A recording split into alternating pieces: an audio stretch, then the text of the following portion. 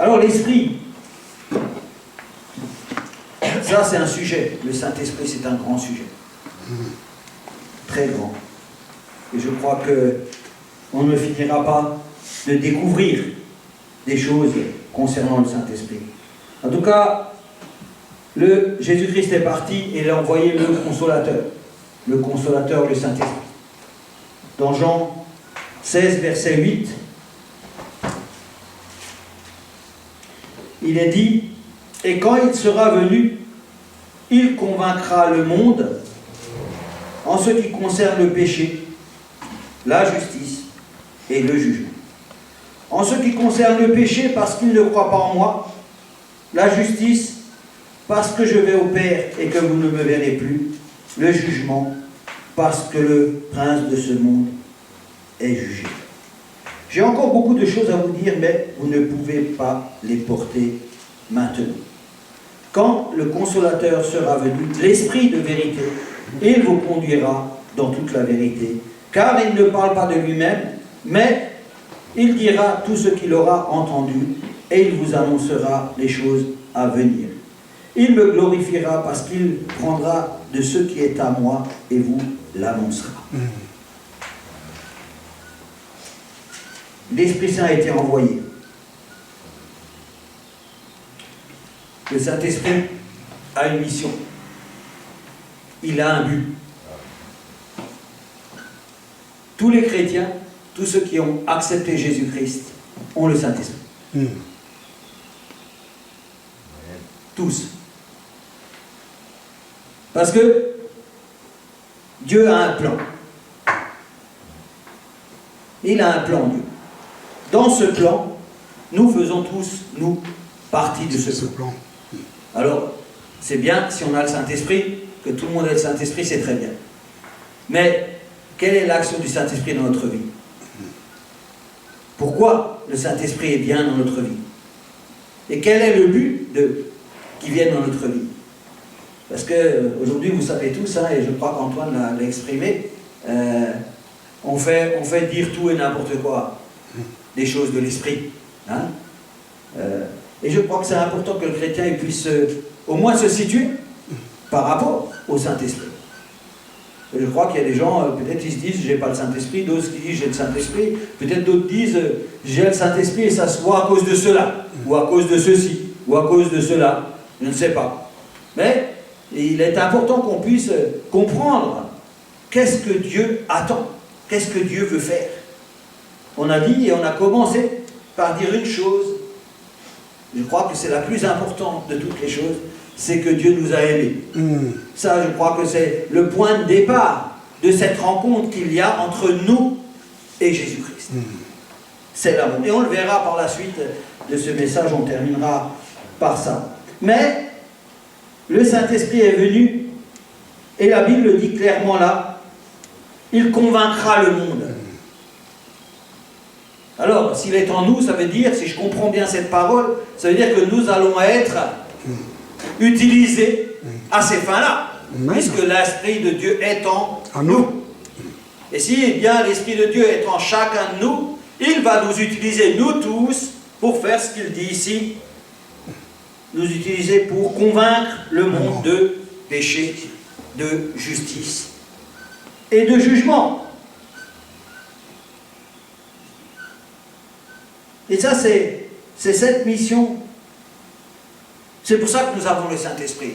Le Saint-Esprit n'est pas en nous pour que nous puissions faire ce que nous voulons. Je crois que ça, c'est vraiment primordial.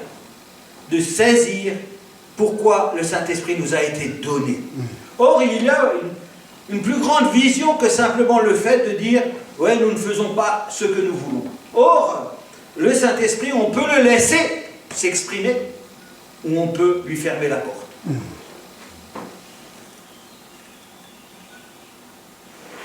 Alors, je crois que la première chose à dire là-dessus, c'est que celui qui a accepté Jésus-Christ dans sa vie, il doit laisser l'œuvre de Christ s'accomplir dans sa vie. Amen. Parce qu'on peut très bien, hein, si je prends Corinthiens, je vais commencer par vous prendre Corinthiens Corinthiens, si on prend Corinthiens 1 Corinthiens au chapitre 12 à partir du verset 1, pour ce qui concerne les dons spirituels, je ne veux pas, frères, que vous soyez dans l'ignorance. Vous savez que lorsque vous étiez païens, vous vous laissiez entraîner vers les idoles muettes selon que vous étiez conduits. C'est pour ça que je vous déclare que personne, s'il parle par l'Esprit de Dieu, ne dit Jésus est anathème. Et que personne ne peut dire Jésus est le Seigneur, si ce n'est pas le Saint-Esprit. Alors là, la parole, comme elle est dite là, on dirait qu'elle est relativement simple. Elle est simple parce que si je prends, comme c'est dit là, hein, Jésus, alors si personne ne peut dire le nom de Jésus, que Jésus est Seigneur, si ce n'est pas par le Saint-Esprit. Or, le simple fait de dire Jésus est le Seigneur, ça ne prouve pas qu'on a le Saint-Esprit. Il y a énormément de gens qui reconnaissent que le Seigneur, que Jésus est le Seigneur. Pour autant, ils n'ont pas de Saint-Esprit. C'est pour ça que je voudrais vous emmener dans ce texte-là, parce que d'avoir Jésus-Christ dans sa vie et d'avoir le Saint-Esprit, c'est adorer Jésus-Christ. C'est une vision beaucoup plus grande que le simple de faire dire « Ah mais, moi, je connais Jésus-Christ. » Hein, on pourrait le prendre comme ça, hein, cette parole, on pourrait dire « Tout celui qui proclame le nom de Jésus-Christ est sauvé. » D'ailleurs, la Bible le dit comme ça. Mais la proclamation du nom de Jésus-Christ, c'est l'adoration de Jésus-Christ. C'est la reconnaissance de ce que Jésus-Christ a fait. C'est la vie du Saint-Esprit en nous. C'est là où intervient le Saint-Esprit. Parce que le Saint-Esprit, qu'est-ce qu'il fait en nous? Une des choses essentielles qu'il fait en nous, il glorifie Jésus-Christ. C'est une des choses essentielles que le Saint-Esprit fait dans notre vie, c'est qu'il glorifie Jésus-Christ. Or, tout le monde peut se lever, vous avez bien vu dans la parole de Dieu qu'il est dit, tout celui qui dira Seigneur, Seigneur n'entrera pas dans le royaume des cieux. Ça veut bien dire que c'est pas si simple que ça de dire, ah mais Jésus-Christ, c'est mon sauveur. Non, non, Jésus-Christ est ton sauveur quand tu es en Jésus-Christ et que tu produis les fruits de l'esprit et de l'amour. Et à ce moment-là, tu peux proclamer Jésus-Christ comme étant vivant dans ta vie. Attention, ça peut être un piège. La vie avec le Seigneur, parce que la parole des fois, on la lit, hein, sans aller l'approfondir. Or, dans ce texte-là, il faut aller chercher qu'est-ce que veut dire le Seigneur. Donc j'ai pris ce texte parce que il y a beaucoup de choses qu'on va essayer de regarder rapidement. Hein. On va pas aller, on va pas voir tout ce qu'il y a dans le texte, mais j'aimerais vous le lire pour que nous puissions démarrer sur le Saint-Esprit qui est en nous. Alors, il y a dans le verset, on va lire tout le chapitre 12 et on lira aussi le 13 tout à l'heure. Il y a diversité de dons, mais le même esprit. Nous savons qu'il y a un esprit et que cet esprit, il est le même partout. Donc nous n'avons pas besoin de chercher 3 esprits, 4 esprits, 2 esprits, 1 esprit. Non, il y a un seul esprit qui va faire le travail. Si je peux m'exprimer de cette manière. C'est un seul esprit. La Bible va nous faire quelques révélations qu'on va prendre pour essayer d'avancer dans notre vie de tous les jours. Hein? Il y a diversité de dons, mais le même esprit. Ça veut dire que quand je commence ce verset, je comprends une chose, c'est que l'Esprit de Dieu veut faire quelque chose. Quand je suis là, et il y a le mot diversité, ça me donne le début du chemin de ce qu'est Dieu. Ce que je disais mardi, c'est que si on observe l'œuvre de Dieu à travers la création, on va comprendre une chose, c'est que Dieu est infiniment varié. Infiniment varié, je le répète même 3 fois, infiniment, ça veut dire qu'il n'a pas de fin. Pour connaître l'Esprit, il faut connaître Dieu, les attributs de Dieu. Dieu est quelqu'un qui est infiniment varié. Or, comment Dieu qui est infiniment varié peut se retrouver à faire une seule chose? Ça ne donnera jamais la définition de ce qu'est Dieu. Dieu, quand Dieu se lève, quand Dieu parle, c'est avec tous ses attributs. Or là, il est dit, il y a diversité de dons, mais le même esprit. Ça veut dire que cet esprit a été donné à chacun, mais de manière différente, et on attend une chose différentes les uns des autres. Si Dieu avait voulu que nous ayons tous la même chose, il l'aurait fait comme ça. Mais c'est parce que Dieu a voulu. D'accord? Donc, avant d'aller même plus loin, je pourrais dire que je n'ai pas besoin de regarder le pasteur Daniel pour savoir si j'ai exactement la même chose que lui. Ce n'est pas mon intérêt ou mon premier intérêt dans ma vie de chrétien. Ma vie de chrétien, ça serait plutôt de découvrir qu'est-ce que l'Esprit de Dieu m'a donné à moi. Non? Et ne pas me préoccuper de savoir qu'est-ce que vous tous vous avez. Néanmoins, je peux comprendre une chose sans aller plus loin, c'est que si le même esprit m'a donné quelque chose à moi et quelque chose de différent à chacun d'entre vous, il l'a donné quand même, puisque c'est le même esprit, pour que nous soyons ensemble. Amen. Il n'a pas donné quelque chose à chacun d'entre nous pour que nous partions tous chacun dans notre voie. Non, parce que, je vous ai dit en commencement, que Dieu avait un plan. Oui. Que je vais vous révéler, vous connaissez d'ailleurs, je n'ai pas besoin de vous le révéler puisqu'il se voit tous les jours, mais Dieu a un plan. Donc, là il est dit, il y a diversité de dons, mais le même esprit, diversité de ministères, mais le même Seigneur, diversité d'opérations, mais le même Dieu qui opère tout en tous. Or, à chacun la manifestation de l'esprit est donnée pour l'utilité commune.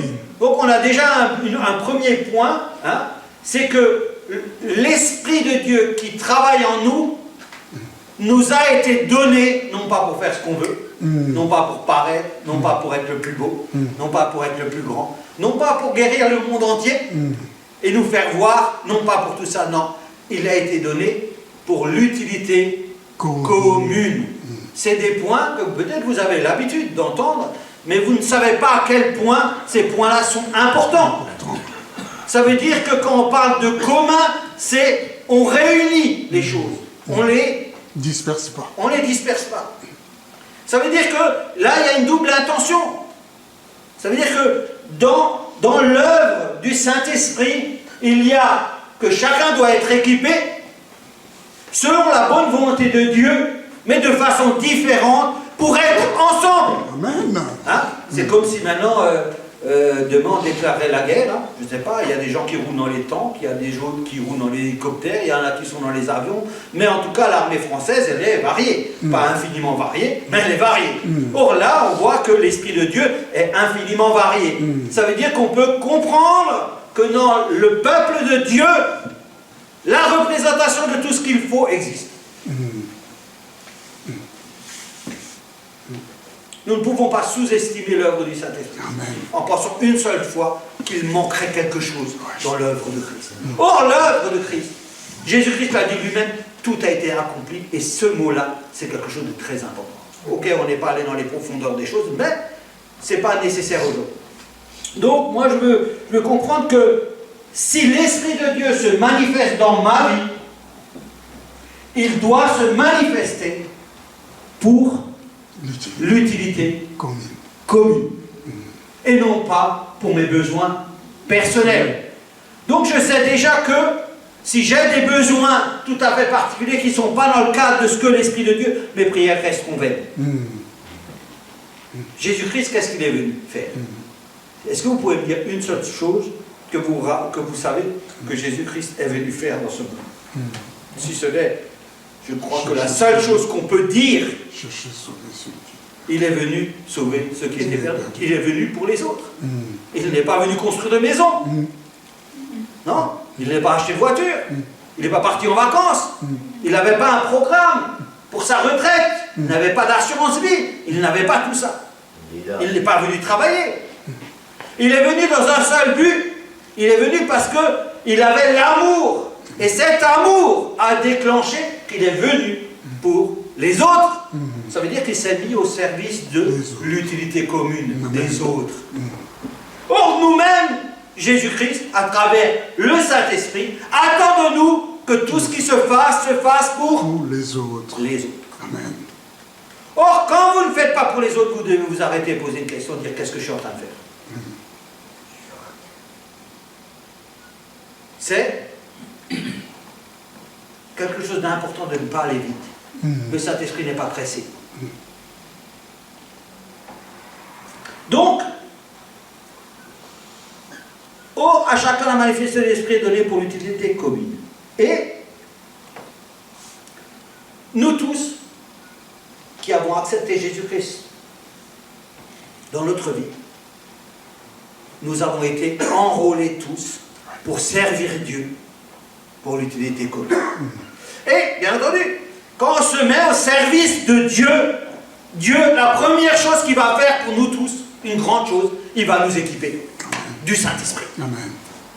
Ça, c'est la première chose qu'il va faire. Il y a des gens, peut-être, qui se convertissent, ils ne voient jamais le Saint-Esprit dans leur vie. Hein. Vous savez, la Bible dit, hein, n'étouffez pas le Saint-Esprit. Ça veut dire qu'on a moyen d'arrêter le Saint-Esprit dans notre vie. N'éteignez pas le Saint-Esprit. Donc, nous avons chacun l'Esprit de Dieu. Nous sommes au service de Dieu. Et à ce moment-là, commence cette vie avec le Seigneur. Où le Saint-Esprit va se révéler dans notre vie pour les autres. Et ça, c'est un point important de distinction. Parce que le monde où Satan, lui, ne travaille pas pour les autres. Il est là pour détruire les choses. Hein? Donc, l'utilité commune, c'est important parce que qu'est-ce que Jésus-Christ a fait d'autre que si ce n'est venir nous sauver? Il veut construire quelque chose. Dieu a un plan. Dans le plan, on dit que Jésus-Christ est l'Église. C'est bien ça, non? Je ne sais pas comment vous voyez la vie chrétienne, mais si on va regarder dans la parole de Dieu, on comprend que quand on a accepté Jésus-Christ, on est en Christ. Il y a un grand mystère qu'on ne va pas développer aujourd'hui, mais en tout cas, quand on accepte Jésus-Christ, on n'est plus soi-même, mais on est en Christ. Ça veut dire qu'on doit demeurer en Christ. Si je demeure en Christ, c'est comme si Christ était une citadelle, ou une ville forte, ou je ne sais pas ce qu'on pourrait dire, mais en tout cas, ma vie disparaît parce que je suis mort avec lui sur la croix. Et donc je vis maintenant plus pour moi-même, mais je vis pour Jésus-Christ. Ma fille, quand elle est née en 1995, moi je suis un peu sensible, hein, donc je n'ai pas assisté à l'accouchement, hein, donc j'ai laissé mon épouse et j'ai envoyé ma soeur Sylvana, parce que j'ai dit, ah, tu as qu'à la soutenir. Et moi je suis rentré à la maison, et elle a accouché à 4 h du matin, et j'ai pris ma douche pour aller voir cette petite, et le Seigneur, il m'a fait comprendre ce jour-là que je venais d'arrêter pour vivre pour moi. J'avais arrêté ma vie venait de s'arrêter. Que cette vie-là, le fait que cette fille est venue ce bébé est venu dans ma vie, ça m'a fait changer. Ça veut dire que maintenant je ne vivais plus pour moi-même, mais je vivais pour elle. C'est ce que j'ai compris avec mon enfant. Et c'est ce qui se passe avec Jésus-Christ. Quand on accepte Jésus-Christ dans la vie, on a fini de vivre pour soi-même. C'est terminé. On vit en Christ pour les autres. Amen. C'est ça que le Saint-Esprit nous amène à proclamer, hein, à travers le message qu'il nous dit, hein, je vais convaincre le monde. Hein. Or, nous-mêmes, sans le Saint-Esprit, nous sommes incapables de convaincre le monde. Or, il nous faut le Saint-Esprit pour amener la parole de Dieu. Donc, en effet, à l'un est donné par l'Esprit une parole de sagesse, à un autre une parole de connaissance, selon le même esprit, à un autre la foi par le même esprit, à un autre le don des guérisons par le même esprit, à un autre le don d'opérer des miracles, à un autre la prophétie, à un autre le discernement des esprits, à un autre la diversité des langues, à un autre l'interprétation de langues. Un seul et même esprit opère toutes ces choses, les distribuant à chacun en particulier comme il veut. Dans cette parole-là, il y a une première chose, c'est l'indépendance de l'Esprit de Dieu. Il fait ce qu'il veut, quand il veut et comme il veut. Nous n'avons pas le droit au chapitre. Ça veut dire que tout ce qu'il distribue, il le fera selon son bon vouloir.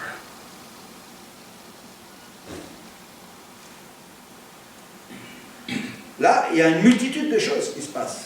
Quand on voit qu'il donne à un celui-ci, à un celui-ci, à un celui-ci, qu'est-ce qu'il veut faire l'Esprit de Dieu? Quand on voit la distribution de ce que l'Esprit de Dieu donne à chacun d'entre nous, c'est qu'il veut former quelque chose. Amen. Il veut former son Église. Amen. Un corps. Il veut former un corps. C'est ça qu'il fait. Vous êtes regardés. Vous avez tous des mains. des pieds, une tête, des yeux. Hein. Là, ça s'appelle le corps. Hein. Le corps, hein, si on regarde le corps, si on arrache une main, non seulement ça fait mal, mais c'est un handicap. Hein. Ou un pied, c'est un handicap. Et puis si on arrache une main et une pied, ou une main, qui va à l'hôpital pour te faire greffer, on va te greffer un pied. Parce qu'un pied ici, ça ne sert à rien. Les pieds, il faut qu'ils soient en bas. Exactement. Et si tu as perdu une main et on te met un pied, alors là, c'est inutile. Ou alors, je ne sais pas, si à la place du pied, on met un œil, c'est inutile. D'accord? C'est-à-dire que Dieu, quand il a créé l'homme, hein, il savait ce qu'il faisait. Il l'a bien créé. Vous savez, la Bible dit que tout ce que Dieu a fait est parfait. Il a bien créé. Or, le corps de Christ est parfait. Il est parfait parce qu'il est dirigé par le Saint-Esprit. Il est parfait parce qu'il est bien composé de toutes les variantes qu'il faut. Il ne manque rien. Dieu ne veut pas qu'il y ait 15 personnes qui guérissent des malades. Hein. Ça n'intéresse pas. Hein. Il veut diversifier les choses afin que nous soyons une entité. Amen. Qui est en Jésus-Christ, avec toutes les capacités nécessaires. Or là, il énumère un certain nombre de choses, hein, et on pourra en dire d'autres, hein, mais là, il énumère un certain nombre de choses, et il dit que c'est un seul et même esprit. Il n'y en a pas plusieurs, il y en a un seul. C'est cet esprit qui opère toutes ces choses, les donnant à chacun qu'il veut, pour toujours, je le rappelle, l'utilité commune. Ça veut dire que, d'abord, nous sommes un corps. Quand on parle d'un corps, qu'est-ce qu'on comprend? Qu'est-ce que vous comprenez? Quand vous voyez l'Église qui représente le corps de Christ, l'Église c'est Christ, vous devriez, je ne sais pas, parce que tout le monde a deux mains, quand vous le faites ça, ça marche comme ça. Hein, ça marche comme ça, il y a une seule tête, tout ce que la tête dit au corps, il va le faire. Je pense que dans l'Église c'est pareil, ça devrait être pareil en tout cas. Ça devrait être pareil. Ça veut dire que l'Église devrait être coordonnée en fonction de l'Esprit de Dieu. Ça veut dire que si toute l'Église suit l'Esprit de Dieu, nous allons sur le bon chemin. Ça, c'est un travail. Hein. Est-ce que vous pensez que l'Église, là, elle représente vraiment ce que je viens de dire? Or, c'est le souhait du Saint-Esprit. Comment être dirigé par le même Esprit, avec des capacités chacun différentes, et ne pas arriver à aller au même endroit. C'est un problème. Alors, là, il va expliquer, car comme le corps est un, et a plusieurs membres, et comme tous les membres du corps, malgré leur nombre, ne forment qu'un seul corps, ainsi en est-il de Christ. C'est un bon texte, vous devriez le lire, pour saisir où Dieu voulait nous emmener à travers ce texte. Nous avons tous en effet été baptisés dans un seul esprit pour former un seul corps. Plus clair que ça, il n'y a pas.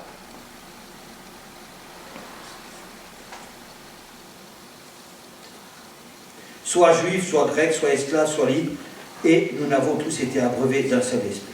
Ainsi le corps n'est pas un seul membre, mais il est formé de plusieurs membres. Ça veut dire que là, on commence à entrevoir le projet de Dieu. Le projet de Dieu, c'est que nous puissions tous être ensemble. Pas séparés, pas divisés, mais tous être ensemble.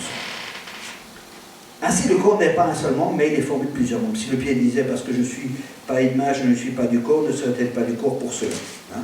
Et si l'oreille disait, parce que je ne suis pas un œil, je ne suis pas du corps, ne serait-elle pas du corps pour cela? Si tout le corps était l'œil, où serait l'ouïe? Et si tout était ouïe, où serait l'odorat? Maintenant, Dieu a placé chacun des membres dans le corps comme il a voulu. Et c'est là où on peut s'arrêter un instant pour se dire, mais quelle est donc ma place dans ce corps? Combien de chrétiens aujourd'hui ne savent pas leur place dans le corps de Christ? Ils sont perdus. Ou ils croient qu'ils sont là, là, là, là. Et vous voyez que quand nous ne savons pas où est notre place, ça c'est très dangereux. C'est très grave. Parce que quand les gens ne savent pas où ils sont, dès qu'ils sont attaqués, ils sont anéantis. Parce qu'ils n'ont pas trouvé la place dans le corps de Christ. Or, quand nous avons la place et nous savons où nous sommes dans le corps de Christ, nous sommes inattaquables. Amen. Inattaquables, indestructibles, c'est la parole de Dieu qui le dit. Si vous demeurez en moi, vous ne pouvez, rien ne peut vous arriver. Ça veut dire que, bien entendu, l'Esprit de Dieu fait ce qu'il veut, il distribue à chacun comme il veut, mais néanmoins, nous devrions tous connaître notre place et en avoir tout du moins la conviction. Parce que tout ce qui n'est pas conviction est péché. Or, là, tout est exposé. Alors, si tous étaient un seul membre, où serait le corps? Maintenant donc, il y a plusieurs membres et un seul corps. L'œil ne peut pas dire à la main, je n'ai pas besoin de toi, ni la tête dire aux pieds, je n'ai pas besoin de vous. Mais bien plutôt, les membres du corps qui paraissent être les plus faibles sont nécessaires, et ceux que nous estimons être les moins honorables du corps, nous les entourons d'un plus grand honneur. Ainsi, nos membres les moins décents reçoivent le plus d'honneur, tandis que ceux qui sont décents n'en ont pas besoin. Dieu a disposé le corps de manière à donner plus d'honneur à ceux qui en manquaient, afin qu'il n'y ait pas de division dans le corps. Ça, j'aime ce texte, parce qu'il arrive là et dit, afin qu'il n'y ait pas de division dans le corps. Afin qu'il n'y ait pas de division dans l'Église, afin qu'il n'y ait pas de division entre nous qui avons le même esprit. Amen.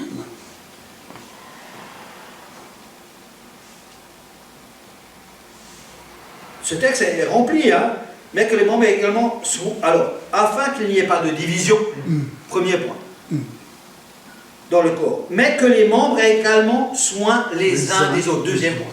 Amen. Nous devrions comprendre à travers ce texte que...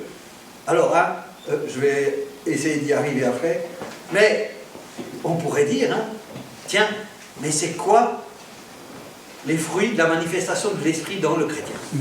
Hein? Là, il nous donne déjà une base. Hein. Il nous dit, voilà, le corps, s'il est bien dirigé par le Saint-Esprit, il n'y aura pas de division. Les divisions. Une, il n'y aura pas de division. Dieu n'est pas dans la division. Amen. Deux, il verra quoi? Il verra que les uns prennent soin des autres. Ça a un nom. Ça a un nom, ça. Ça s'appelle l'amour. L'amour. Hein? Les uns soin des autres. Est-ce que moi, Mario, je prends soin des uns et des autres dans cette assemblée? Est-ce que toi, tu prends soin? Est-ce que toi, tu prends soin? Est-ce que toi, tu prends soin?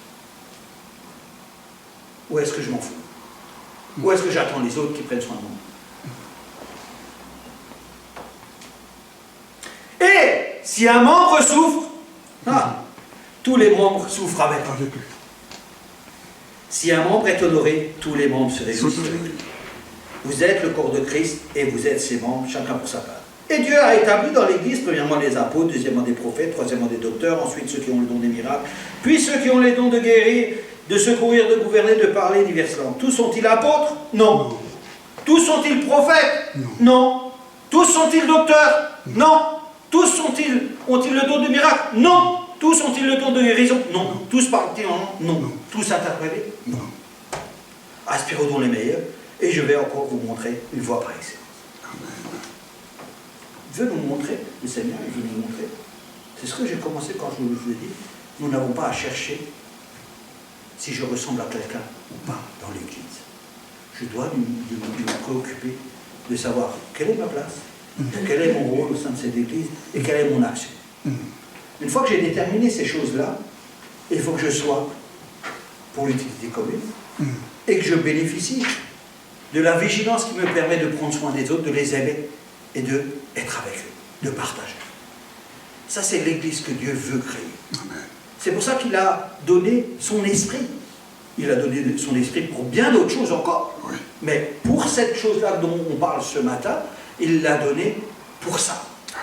Pour que nous formions un seul corps. C'est la mission du Saint-Esprit, c'est de nous réunir ensemble pour servir Christ. Amen. Quand je parlerai les langues des hommes et des anges, si je n'ai pas l'amour, je suis un airain qui résonne ou une cymbale qui retentit. Et quand j'aurai le don de prophétie, la science de tous les mystères et toute la connaissance, quand j'aurai même toute la foi jusqu'à transporter des montagnes, si je n'ai pas l'amour, je ne suis rien. Oula, ça remet en question beaucoup de choses. Et quand je distribuerai tous mes biens pour la nourriture des pauvres, quand je livrerai même mon corps pour être brûlé, si je n'ai pas l'amour, je n'ai rien. Ça nous interpelle. Ça nous interpelle. ça nous fait venir au départ. Car Dieu a tant aimé le monde qu'il a donné son Fils unique, afin qu'il croit en lui ne périsse point, mais qu'il soit sauvé. Ne périsse point. Combien de gens périssent autour de nous? La manifestation de l'amour. La Bible dit que la manifestation de l'amour de Dieu, c'est Jésus-Christ. C'est Jésus-Christ. Jésus-Christ, d'abord, il est amour. Et nous devrions tous être amour. Alors, on va lire les fruits de l'amour. Voyez-vous, pour manifester le Saint-Esprit dans nos vies, il y a beaucoup de choses. Et d'entre autres, on va voir les fruits d'amour qui sont là, mais après on va voir dans Galates 5, 22, on va voir les fruits de l'Esprit. On va essayer de lire les fruits de l'Esprit, juste le premier mois. Parce que Dieu est un Dieu d'ordre, méticuleux, parfait, il organise tout, il est sensible à tout. L'amour, il est patient. C'est-à-dire que dans mon église, je dois être patient. Alléluia. Si je suis patient, je manifeste les fruits de l'Esprit. Patient vers chacun d'entre vous. Patient. L'amour, il est plein de bonté. Ah, ça c'est Dieu. Hein, parce que, vous vous rappelez, l'homme riche vient devant Jésus-Christ et dit, maître, bon maître, il lui dit, bon maître. Jésus l'arrête tout de suite, dit, hey, qui tu es toi? Pour dire que je suis bon. Je vais te donner une information.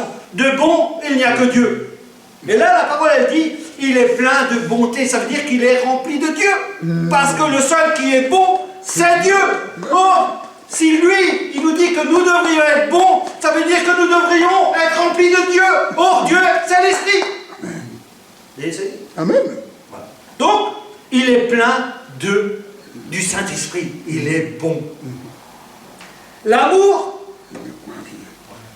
n'est point envieux. Ah, ça c'est souvent la division. Hein. Ah, t'as vu l'autre. Ah, lui, il guérit des gens. Il faut que je guérisse des gens parce que celui-là, il me met plus en valeur que l'autre don là. Moi, Seigneur, s'il te plaît, moi, je veux faire équipe avec lui parce que lui, il guérit des malades. Mais si toi, tu as reçu le don de prophétie, fais le don de prophétie. Amen. Ne sois pas envieux envers, dans l'Église, les autres, de ceux qu'ils ont reçus de Dieu ou de ceux qu'ils possèdent par leurs propres moyens. La Bible nous donne un avertissement, elle dit, ne soyez pas envieux. Il dira, l'amour ne se vante point. Ah, l'amour ne se vante point, je ne viens pas là pour dire, hein, vous savez, moi aujourd'hui, vous savez ce que j'ai fait. L'amour ne se vante point. Amen. Il est discret. Il ne fait rien de malhonnête. Il ne cherche pas point son intérêt, hein, l'utilité commune. Ça veut dire que toute l'action est dirigée vers les autres, pas pour soi-même, pour les autres. Vous verrez, si vous regardez Moïse, vous verrez les grands hommes de Dieu, vous verrez qu'ils correspondent. Il ne s'irrite point. Ça veut dire que dans notre église, on ne se fâche pas. On ne s'irrite pas, parce qu'on est rempli de cet amour. Hein? On ne peut pas s'irriter, parce que l'amour domine. Vous voyez, quand l'amour domine, aucun de ses effets ne peut se produire. Parce que c'est l'amour qui domine. Or, on va l'expliquer après. Il ne se réjouit point de l'injustice, mais il se réjouit de la vérité. Ah, la vérité c'est quoi? C'est Jésus-Christ. C'est l'Esprit de Dieu qui vient pour dire la vérité. Or, quelle est la vérité? La vérité, c'est Jésus-Christ est mort sur la croix pour nos péchés. C'est que nous sommes libres. Or, il excuse tout, il croit tout, il espère tout, il supporte tout. Ouh là là là là, là ça fait mal. Il supporte tout. Tout. Vous savez, quand on est capable de supporter tout, c'est parce qu'on sait que le tout, d'où il vient. Vous savez, on peut approfondir ce sujet, hein, très rapidement même, mais il y a des mots forts, il dit, il supporte tout. Mais quand on sait où on est et avec qui on supporte tout. C'est les deux éléments qui nous permettent de tout supporter, c'est de savoir avec qui on est. Moi, si je suis avec Dieu, Dieu est tout. Le début et la fin, il est le maître du temps et des circonstances. Il décide, il fait tout. C'est Dieu. Qui peut me ravir de la main de Dieu quand je suis dans la main? Personne. L'amour ne périt jamais. Les prophéties seront abolies, les langues cesseront, la connaissance sera abolie. Mais l'amour, personne. Vous savez tous que l'amour, c'est la plus grande arme qu'il y a dans le monde. Amen. C'est l'amour. Personne ne résiste à l'amour. Ouais. Alors, car nous connaissons en partie et nous profitons en partie, mais quand ce qui est parfait sera venu, ce qui est partiel sera aboli. Lorsque j'étais enfant, je parlais comme un enfant, je pensais comme un enfant, je raisonnais comme un enfant. Lorsque je suis devenu homme, j'ai fait disparaître ce qui était de l'enfant. Aujourd'hui, nous voyons au moyen d'un miroir, d'une manière obscure, mais alors nous verrons face à face. Ça, c'est l'espérance. Hein. Face à face, aujourd'hui, je connais en partie, mais alors je connaîtrai comme j'ai été connu. Maintenant, donc, ces trois choses demeurent. La foi, l'espérance, l'amour. Mais la plus grande de ces choses, c'est l'amour.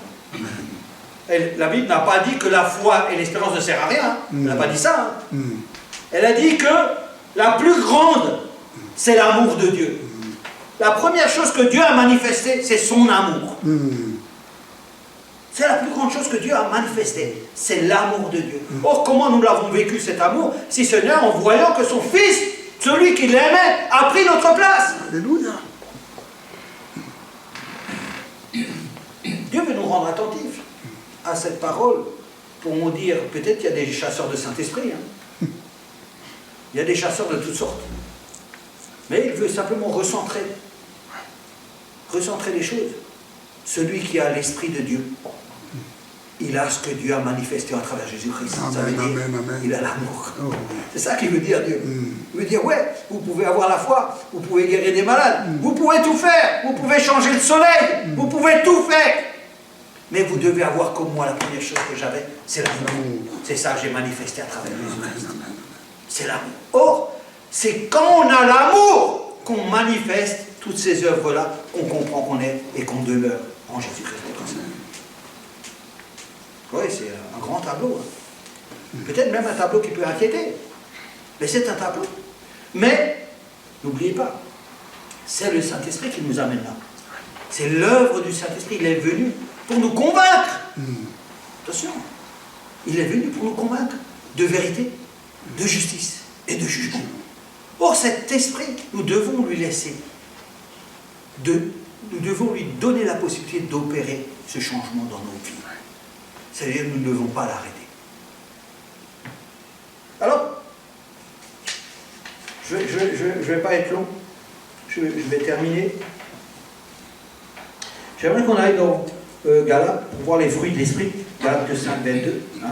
On va voir les fruits de l'esprit. Après, on va un peu regarder dans Éphésiens quelques versets pour essayer de finir cette parole que le Seigneur nous a donnée ce matin. Dans Galates 5, mais le fruit de l'esprit, il commence. Hein. Il commence tout simplement, on n'a pas besoin de tous le lire, mais si je commence, je dis, mais le fruit de l'esprit, c'est l'amour, je m'arrête là. Je m'arrête là, et là, quand je m'arrête à l'amour, je vais dans les fruits de l'amour, et je commence à lire, qu'est-ce que c'est l'amour, avant d'aller plus loin. Je n'ai pas besoin d'aller plus loin. Parce que là, peut-être vous croyez que ça a été écrit comme ça, mais rien n'est écrit comme ça. Vous savez, dans ce monde-là, il n'y a pas une graine d'hasard. Aucune. Mais les fruits de l'esprit, on commence par dire que c'est l'amour. Or, l'amour, c'est la manifestation de tout ce qu'on voit tout à l'heure, qu'on a vu tout à l'heure. Hein? La joie. Ah, avant, on ne nous a pas parlé dans la joie. Hein? Là, dans les fruits de l'amour, il n'y a pas la joie. Mais là, il y a la joie. Hein? La joie, c'est quoi pour vous, la joie? C'est quoi? C'est quand la France a gagné la Coupe du Monde. C'est la joie. Ou quand votre enfant est venu du monde, ça c'est la joie. Hein? Ou alors quand on est plein de pognon, ça peut être la joie aussi. Hein? Ou, je ne sais pas. Là, on parle de la joie. Le fruit de l'esprit, c'est la joie. La joie. La paix, la patience, la bonté, la bienveillance, la foi, la douceur, la maîtrise de soi. Si nous vivons par l'esprit, la parole de Dieu dit, marchons aussi sur l'esprit. Or, ça c'est un commandement de Dieu. Nous devons marcher par l'esprit. Parce que nous avons crucifié la chair. Ça veut dire que quand nous continuons à marcher dans la chair, c'est que soit nous ne demeurons pas complètement en Christ, et que nous allons faire de temps en temps des sorties, en dehors de Christ, pour faire notre propre volonté. Et c'est là qu'on chute. Mais nous devrions rester centrés sur Jésus-Christ. Or, la Bible nous donne un conseil. Elle nous dit de ne pas regarder ce qui se passe autour, mais d'avoir les yeux fixés sur Jésus-Christ. Or, quand on a les yeux fixés sur Jésus-Christ, tout le reste, on ne voit pas. Alors oui, ce verset 26, il m'a interpellé. Ne cherchons pas une vaine gloire en nous provoquant les uns les autres et en nous portant envie les uns les autres. Il m'a interpellé. Pourquoi il m'a interpellé? Parce que Jésus-Christ, c'est l'Église. L'Église, c'est un hôpital. C'est un hôpital avec des gens différents. Des gens qui ont une maladie différente. Qui ont une vie différente. Et Jésus nous a... Vous savez, Jésus, il dit dans la parole, je ne suis pas venu chercher. Je ne me rappelle plus le terme, mais je suis venu chercher ceux qui sont malades. Hein? Pas ceux qui ne sont pas malades, mais ceux qui sont malades. Or, nous sommes les malades. Moi, je suis un malade. Un malade, pourquoi? Parce que avant de connaître Jésus-Christ, ma vie n'était pas celle-là. J'avais besoin de rencontrer Jésus-Christ pour que Jésus-Christ me guérisse. Or, il nous guérit tous. Dans cette assemblée. Et dans cette assemblée, la Bible, elle fait une précision, c'est incroyable hein, qu'elle précise ça. Ne cherchons pas une vaine gloire. Ça veut dire que quand je lis ça, je comprends que dans le corps de Christ, il y a des éléments qui cherchent à être en avant. En nous provoquant les uns les autres et en nous portant envie les uns les autres. Ça, c'est pas la manifestation du fruit de l'Esprit. Ça, c'est une chose de vision. La Bible dira, soumettez-vous les uns les autres, pardonnez-vous les uns les autres. Donc on voit qu'à travers ce message d'amour, Dieu nous met en garde. Hein? Il nous met en garde, disant attention, faites attention au dérapage, faites attention à ce qui peut arriver dans le corps de Christ. Soyez vigilants, parce que l'ennemi veut détruire ce corps. Et nous devrions être vigilants par rapport à ça. Alors, j'aimerais juste faire un parallèle, si je peux me permettre. C'est, aujourd'hui, on a accepté Christ, on fait partir du corps de Christ. Mais j'aimerais des fois qu'on puisse se rappeler comment on était avant. Quelle était donc notre vie avant. Hein? Et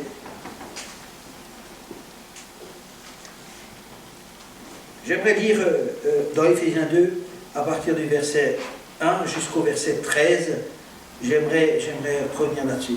Vous étiez morts par vos offenses et par vos péchés, dans lesquels vous marchiez autrefois, selon le train de ce monde, selon le prince de la puissance de l'air de l'esprit qui agit maintenant dans les fils de la rébellion. Là, la parole de Dieu, elle va décrire notre position avant. Notre position, elle va dire, nous tous aussi, nous étions de leur nombre, et nous vivions autrefois selon les convoitises de notre chair, accomplissant les volontés de la chair et de nos pensées, et nous étions par nature des enfants de colère comme les autres. Ça, c'est notre état avant la rencontre avec Jésus-Christ. Ça veut dire que dans notre état, c'était nos pensées qui nous dirigeaient, notre volonté qui faisait les choses. C'était comme on avait envie. Et ça regroupe tout le monde. Ça ne regroupe pas une... Mais ça regroupe tout le monde. Mais Dieu, qui est riche en miséricorde à cause du grand amour dont il nous a aimés. Vous voyez, hein? Dans le grand amour dont il nous a aimés. Hein? Nous qui étions morts par nos offenses, nous a rendus vivants avec Christ. Et là, il précise, il dit, c'est par grâce que vous êtes sauvés. Ça, c'est bien, ça enlève tout doute à nos capacités à être sauvés par nous-mêmes. Hein? C'est par grâce que vous êtes sauvés. C'est l'amour de Dieu qui nous sauve. Il nous a ressuscités ensemble et nous a fait asseoir ensemble dans les lieux célestes en Jésus-Christ. Afin de montrer dans les siècles à venir l'infini, moi j'aime ce passage, l'infinie richesse de sa grâce par sa bonté envers nous en Jésus-Christ. L'infinie richesse de Dieu. L'infinie richesse de Dieu. Fantastique. Et car c'est par la grâce que vous êtes sauvés par le moyen de la foi, et cela ne vient pas de vous, c'est le don gratuit de Dieu. Amen. On a remis les choses en place. Ce n'est point par les œuvres, afin que personne ne se glorifie. C'est un bon passage, hein. On pourrait ne pas s'arrêter. Hein. Voyez, l'Esprit de Dieu, il est en nous. Il n'est pas en nous pour que nous fassions des œuvres. L'Esprit n'a pas été donné aux hommes pour que les hommes fassent des œuvres. Non.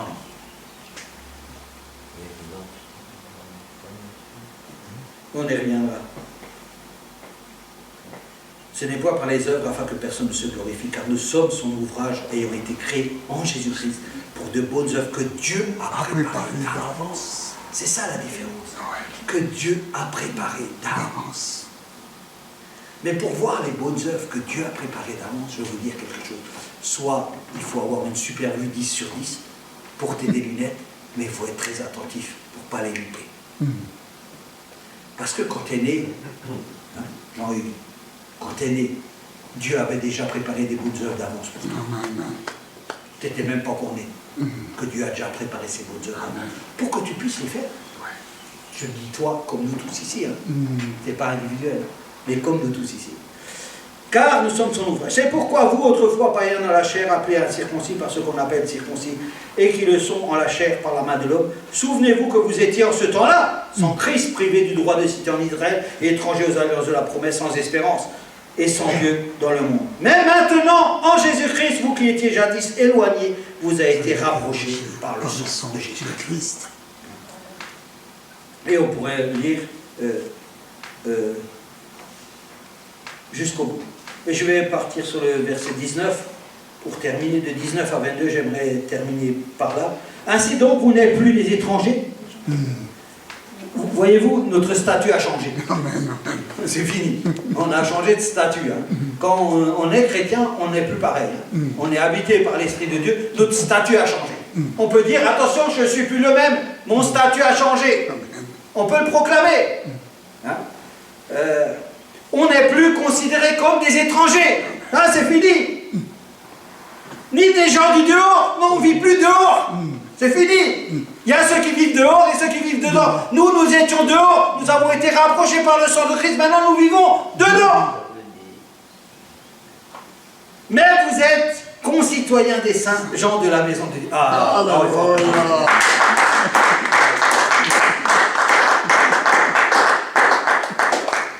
Voilà notre place. Amen. Nous ne sommes plus des gens du dehors, mais nous sommes des gens de la maison de Dieu.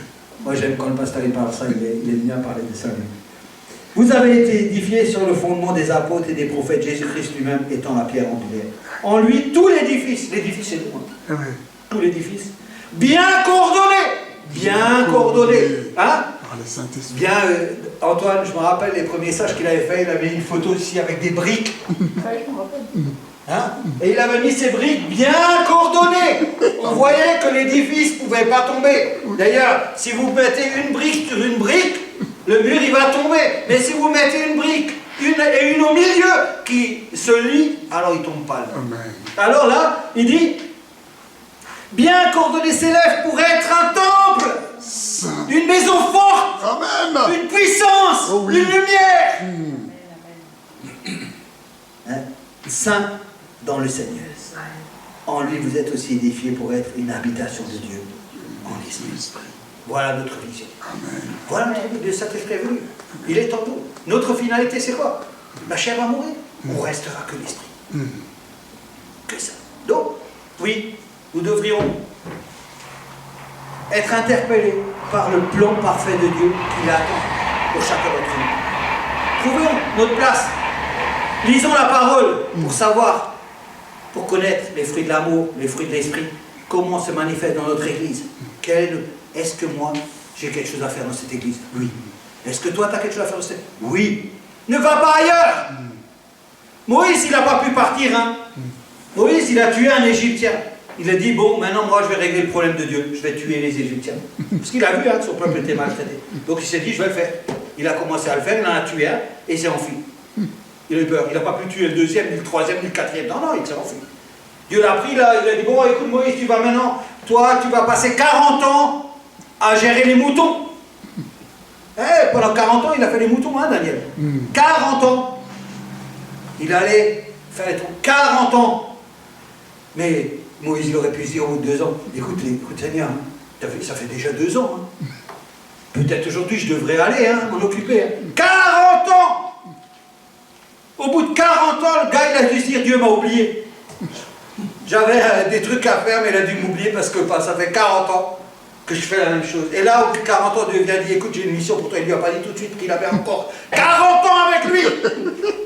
Il ne lui a pas dit, écoute Moïse, j'ai encore 40 ans avec toi. Alors si quelqu'un vient de me dire que Dieu change tous les 2 minutes, là je ne crois plus. Hein. Là je ne crois pas. Hein. S'il y a un chrétien qui vient dans une église, s'assoit et me dit écoute, Dieu m'a appelé là-bas, je dis attends, toi, tu ne dois pas servir le même Dieu que moi. Hein. Parce que mon Dieu à moi, il est déjà éternel. Le temps n'a pas la même valeur que moi. Et s'il a voulu que je reste une vie ici, je resterai ma vie ici. Hein. Mais il y a des chrétiens qui croient que tous les 2 mois ils doivent changer d'église, comme s'ils avaient quelque chose à apporter. Ah ouais, hein, c'est comme ça, c'est la vraie vie. Hein. Mais les gens, ils n'aiment pas qu'on leur dise la vérité. Hein. C'est la vérité. Les gens, ils sont dans une église, quand ça ne va pas, ils ne se rappellent pas des fruits de l'amour. Ils ne se rappellent pas que l'esprit qui nous unit. Ils ne se rappellent pas qu'on doit se pardonner, qu'on doit supporter, qu'on doit s'aimer, qu'on doit... Non, ils ne se rappellent pas ça. Ils disent non, non, Dieu m'a appelé là-bas. Et ils partent. Et toute leur vie, ils sont toujours appelés. Hein? Ils sont toujours appelés. Ouais. Et là, moi, quand je vois Moïse, je dis purée, le mec, 40 ans. Et après 40 ans... Et lui, il en a bavé avec le peuple d'Israël. S'il y en a un qui en a bavé, c'est lui. Hein. Parce que Dieu dira de lui une chose. Il dira, il n'y a jamais eu un mec comme Moïse aussi patient que Moïse. Ça veut dire que Dieu ne l'a pas épargné. Il a eu des tribulations. Mais il n'est pas allé toquer. Tu sais, Dieu, j'ai un problème. Tu n'as pas un autre peuple à sortir d'un autre pays parce que cela-là, j'arriverai pas. Non, il n'a pas fait comme ça. Ça ne va pas passer comme ça. Donc nous devons persévérer là où Dieu nous a mis. Nous devons être solides. Normalement, quand tu pars d'une église, tu dois partir dans l'honneur et la gloire de Jésus-Christ. Exactement. Et on voit que Jésus-Christ. Mais les gens d'aujourd'hui s'enfuient de l'église. Ils ne partent pas, ils s'enfuient. Alors nous devrons veiller les uns sur les autres dans notre église. Nous devrons veiller les uns sur les autres, nous entraider, nous parler, arriver avec la joie. Parce que notre Seigneur connaît toutes choses. Arrive avec la paix, parce que nous savons qu'il dirige toutes choses. C'est ça les fruits de l'esprit. C'est ça les fruits de l'esprit. La manifestation de l'esprit dans notre vie, c'est le changement total envers ce qu'on était avant et ce qu'on est devenu aujourd'hui. Parce qu'aujourd'hui, nous sommes des gens de la maison. Amen. Que le Seigneur soit béni, qu'il vous bénisse. Nous pouvons acclamer pour lui. Terminer par la prière.